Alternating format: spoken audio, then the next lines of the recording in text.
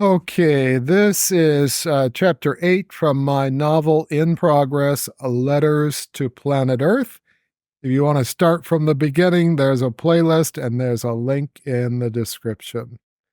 Letters to Planet Earth, chapter 8.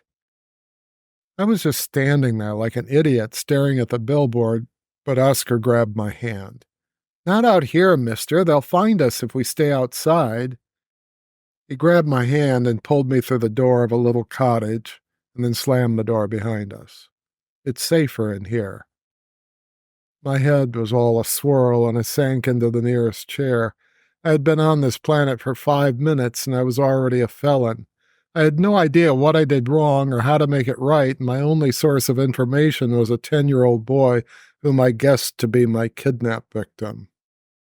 I was searching for words. The kid reached over, lifted my lanyard away from my chest, and studied it while I tried to figure out what to say. You're an extragalactic, aren't you? I had never been asked that question before. But since I'm from a different galaxy, I guess the answer is yes. So I nodded. His whole face brightened. Wow, that is so spooky. I never met an extragalactic before. He held out his hand. As you may recall, my arrival at the planet orientation was cut short, so I'm not sure of the proper custom, but I shook it. He looked at me funny at first, and then shook my hand with vigor. It's new for me too, Oscar, I told him.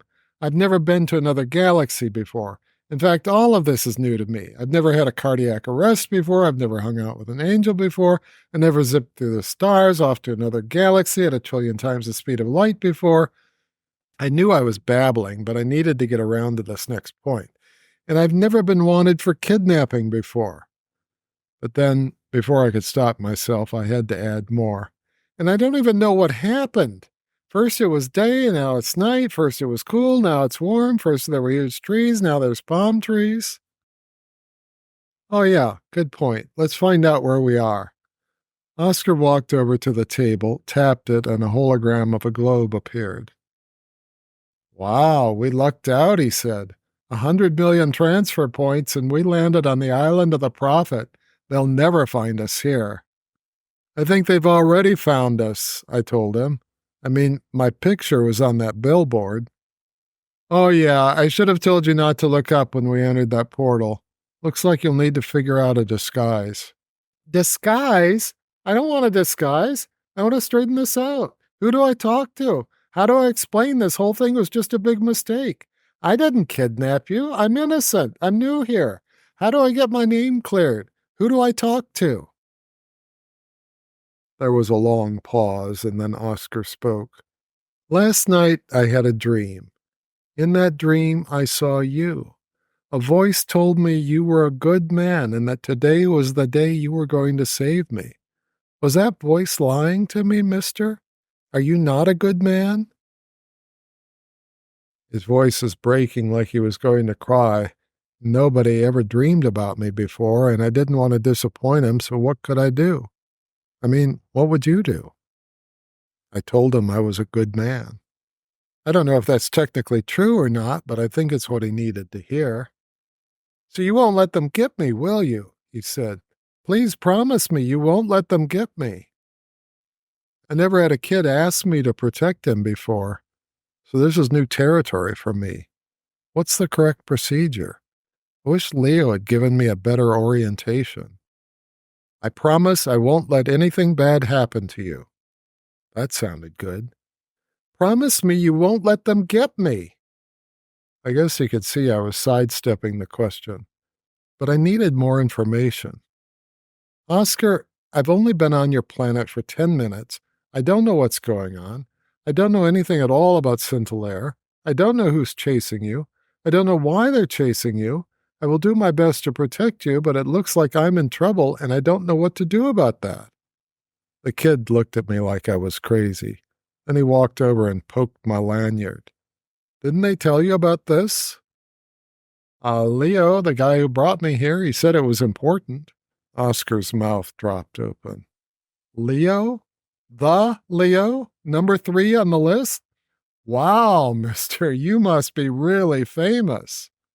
I wasn't sure how to explain to him that I'm currently a delivery driver, but after I win a couple of Academy Awards, I plan to be famous. Potentially, I said. Was that okay to say? Did he say why it was important? No, we didn't get around to that. Oscar smiled. This will take you any place on the planet. There's over 100 million transfer points. You can go anywhere and they can't track you. They have no idea where you are. But my face was on a billboard when we got here. Your face is on 100 million billboards. They had to put you on a billboard outside every transfer point in the planet because they don't know where you are. Somehow, that wasn't reassuring. Doesn't that mean everyone in Scintillare will recognize me? Not if we disguise you, they won't. Oh, but can't I just go to them and explain to them it was all a big mistake, that I didn't really kidnap you? No! Oscar recoiled like I had hit him in the face. Okay. I held up my hands. Okay. I won't go to them. But can you help me understand why? Oscar took a deep breath. Mister, don't you get it? The people who put your picture on that billboard are the same people who are after me. I looked up to heaven. Jesus, I don't know what to do here. You have some powerful enemies, I said. That's why Leo brought you here, Oscar replied. I need somebody really powerful to protect me.